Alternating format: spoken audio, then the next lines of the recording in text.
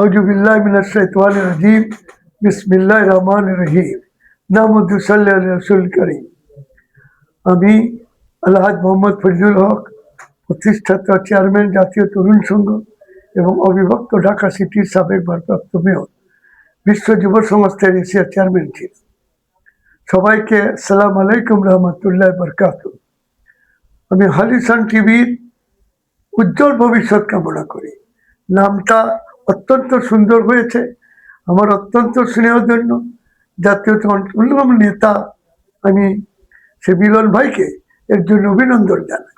আমি আশা করি জাতির জাগরণে, জাতির সত্য জিনিসগুলি তুলে ধরতে, জাতির দুর্নীতিগুলি তুলে ধরতে, ভালো কাজকে লোকজনকে উৎসাহিত করতে, সরকারকে ভুল ত্রুটি দেখিয়ে এবং গঠনমূলক কাজে দিক নির্দেশনা দিতে হালিশান টিভি এক ঐতিহাসিক ভূমিকা পালন করবে।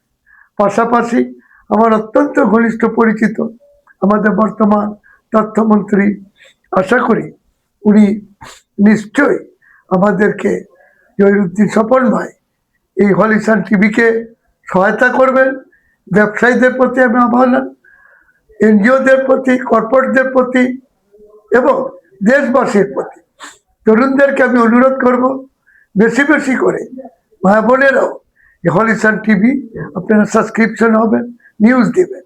মহান ও সর্বস্ব আল্লাহ পাক আমাদের সহায়। ধন্যবাদ।